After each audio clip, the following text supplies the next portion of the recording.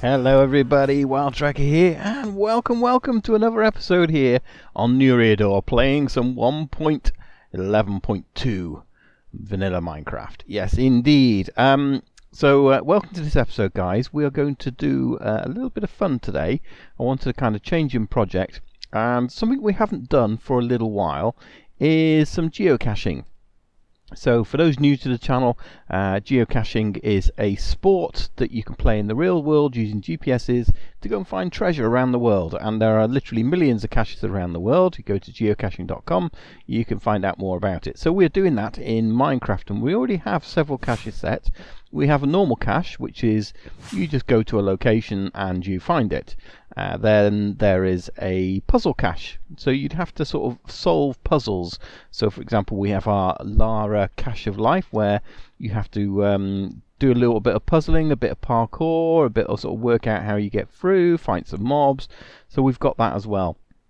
We've also got multi-caches, but we haven't done any of those yet. Now a multi-cache is where you sort of go to several locations before you can find the final location. So you might go to location A, B and C, and then that takes you to the final location D.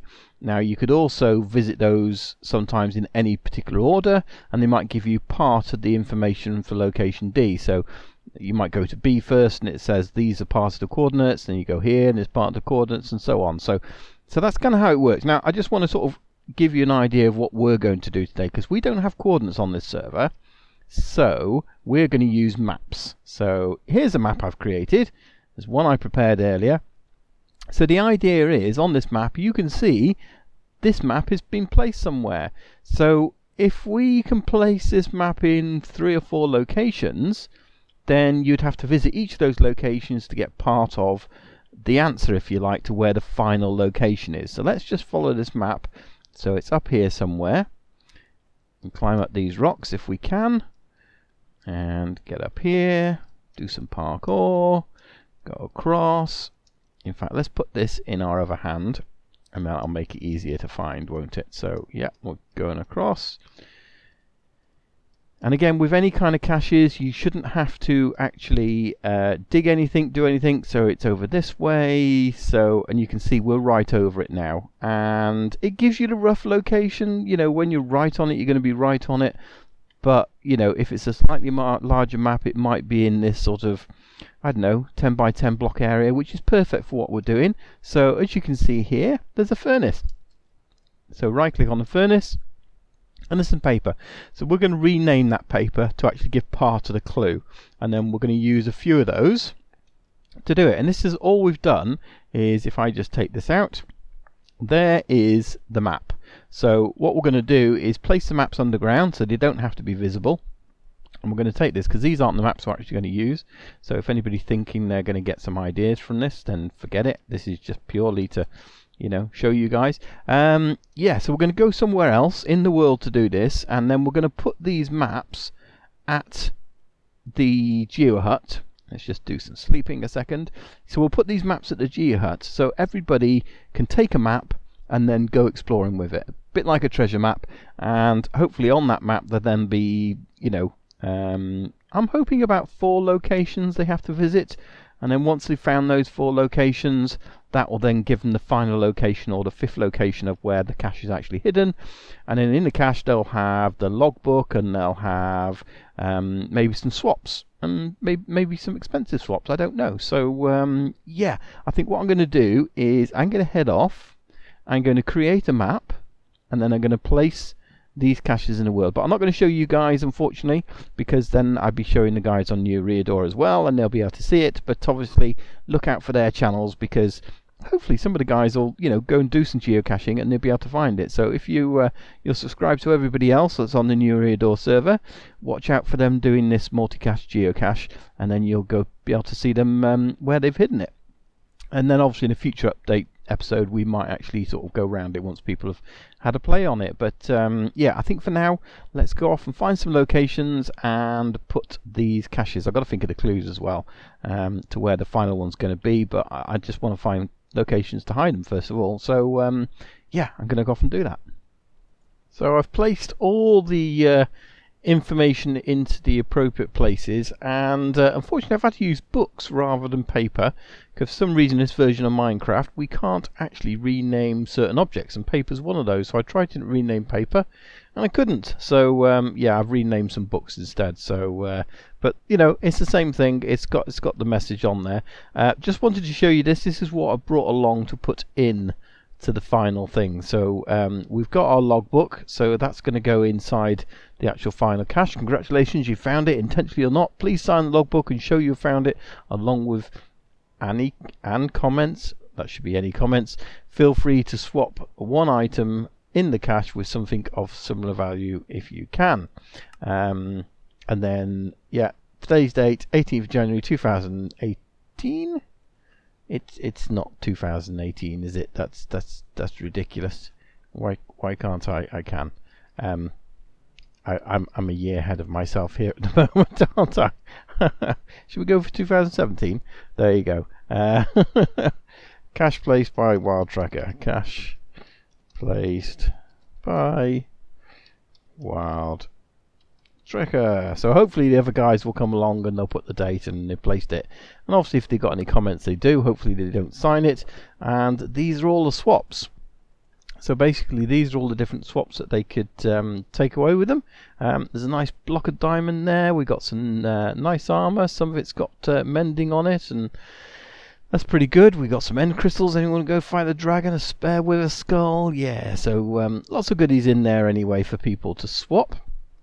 So yeah, I'm going to push that, put that into the where the final cache is hidden, and then we'll go and place this book over in the Geo hut, wherever that might be in the world.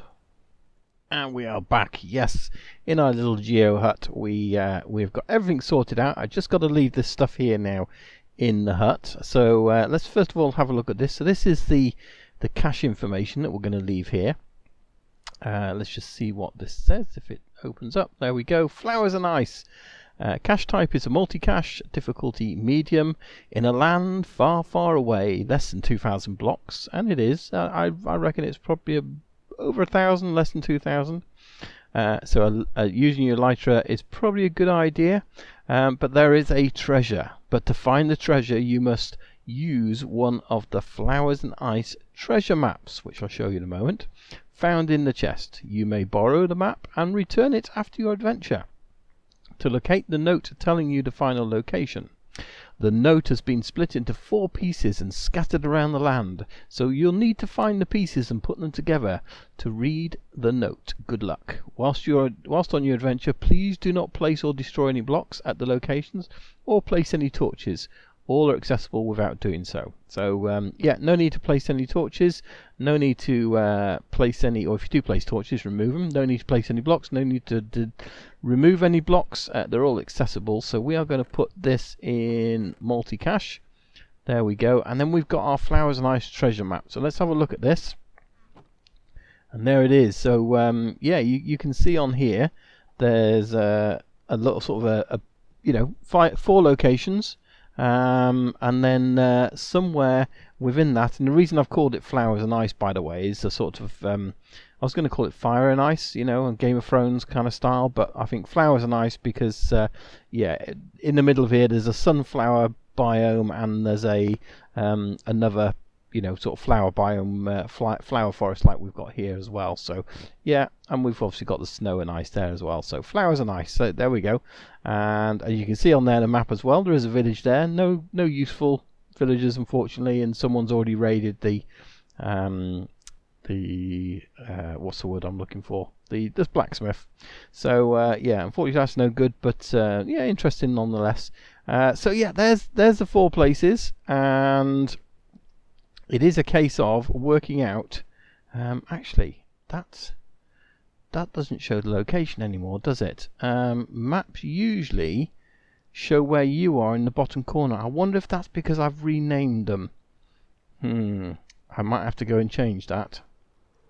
Well, that's interesting. If you look at the little dot in the right hand corner of the map, any second now that is going to disappear, look. So yeah, I didn't realise that actually happened with maps. Maybe it's if you're 1,000 block away, I don't know. But when I go over to Dadcraft's base, yeah, it's kind of there. But either way, it's nowhere near here.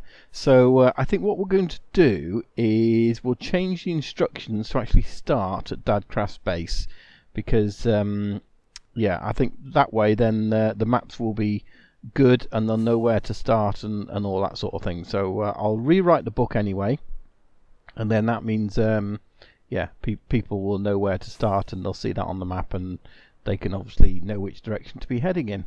And I kind of gave a clue now anyway.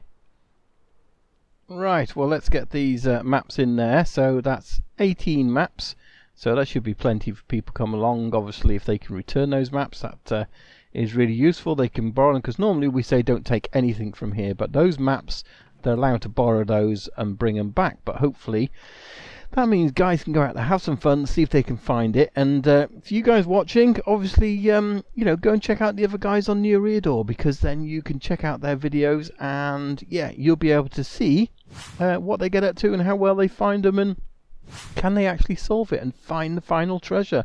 Who knows? Who knows indeed? I don't know. I haven't even left a clue. Normally I'll leave a clue in the book. No clue today. Sorry guys. So yeah, go and check out the other guys in the Eriador. Check their channels to see if they've gone and found the cache. I suspect with the goods on offer there, we might get a few guys going out and finding it early on. So look out for those. And we're going to end the episode here. A little bit shorter than normal, but I just wanted to get this done and out, and didn't want to start another project immediately straight away in this episode. So hope you guys don't mind, and join me again here on New Eriador. Thanks for watching. Bye for now. Bye-bye. Bye.